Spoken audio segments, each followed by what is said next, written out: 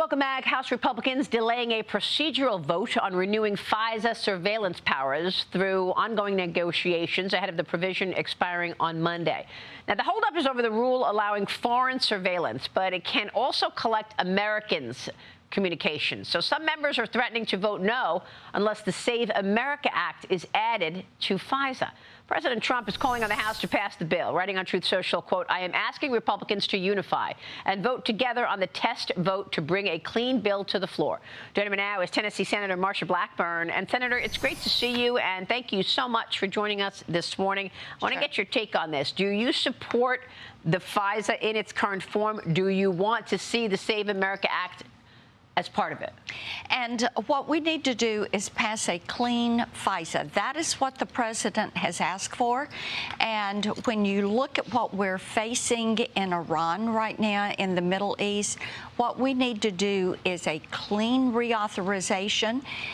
Save America, absolutely, we need to pass Save America. And whether we get a down payment on that in the reconciliation bill or however we do that, Maria, we have to get Save America passed.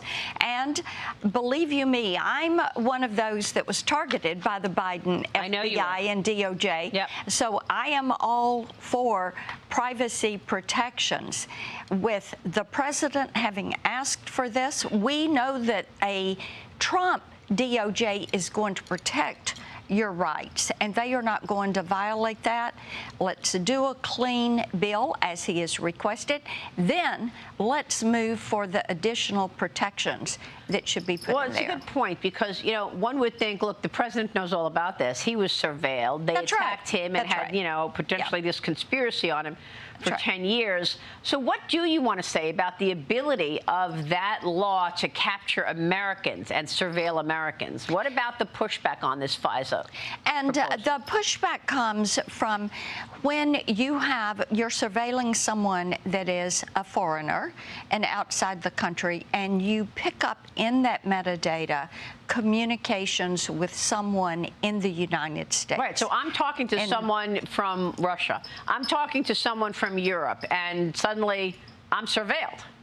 And you ought not to be surveilled. It would only be if that individual were being surveilled because of an adverse action that they would be taking against the United States. Okay, I get it. So do you think that it passes then? I think that the president coming forward and saying, give us a clean FISA and then do a revisit if you want to put these added protections. He understands that. I understand that. The other senators that were surveilled certainly understand the need for this. Well, you're working on a lot. I know you're also talking about this reconciliation bill. And I want to get your take on what should go in this, because the president told me yesterday that this is going to be, quote unquote, a slim bill, that the focus is going to be funding the Department of Homeland Security. That means Customs and Border Patrol. That means ICE. I mean, after all, we're seeing this department closed for now a 62nd day. 62 days, and we're in the middle of a war. Yesterday, your colleague from the House, Majority Whip Tom Emmer, was here joining me, and he told me about the Speaker, Mike Johnson's priorities. Watch this. You've got a lot of priorities. You got the priorities for defense spending. The president wants a $1.5 trillion defense budget. You've also got the Save America Act. Are you expecting to do another reconciliation before the midterms then? That is our Speaker's intention. In fact, we had this discussion last night that was the intent to do for the second reconciliation bill until the Senate decided to handle it the way they did, which didn't work for the House, literally passing a bill that carved out the Customs and Border Patrol and immigration enforcement officers from the bill. That did not work in the House, so it held everything up. Now we had to pivot to a reconciliation bill because Democrats will not help us with anything. They will not vote for anything that will put the Americans' safety first. Well, so we're going to have to do it. Well, I find it extraordinary that you actually have to do a reconciliation plan just to get the funding for the Department of Homeland Security. The president told me yesterday he wants to keep this focused and slim. What are your thoughts on the Speaker's intentions that you do this reconciliation for funding DHS, and then later on in the year you do another one for your other priorities? Do you support that? I do indeed. I have felt that 3 reconciliations, we've got 3 bites at this apple. That's a good thing. Now, having a public safety reconciliation bill, which is what we're talking about, is necessary because the Democrats are so given to their goal of abolishing ICE and defunding law enforcement. So let's make certain that we fund DHS. And you know what? We can fund it through the rest of President Trump's term. I'm one of those. I say, let's do more cuts and let's fund for 10 years DHS. So we take this argument away. Maria, they are not going to stop trying to defund the police. They're not going to stop trying to abolish ICE, and they're not going to work with Republicans on protecting the American people, which is an imperative. Well, the president yesterday was very clear about the midterm elections as well. Now, the president is traveling to Las Vegas today. He's going to hold a roundtable and deliver remarks on the working families tax cuts. Yes. It comes as the GOP has a new ad criticizing Democrats for opposing President Trump's tax cuts, boosting chances to protect the Republicans' 53 to 47 Senate majority. The Treasury revealed more than 53 million filers claimed at least one of the president's signature tax cuts. Congratulations, you got the big, beautiful bill over the finish line. Now people are actually feeling the results of that. And I want to get your take on how Americans should read this now that it's tax week. April 15th. Yes, indeed. And we're hearing from Tennesseans that are using these no tax on tips or overtime and the bonus deduction. My legislation that is the $6,000 enhanced bonus deduction for each and every senior. For a couple married filing jointly, that's $12,000. 30 million Americans have taken advantage of that.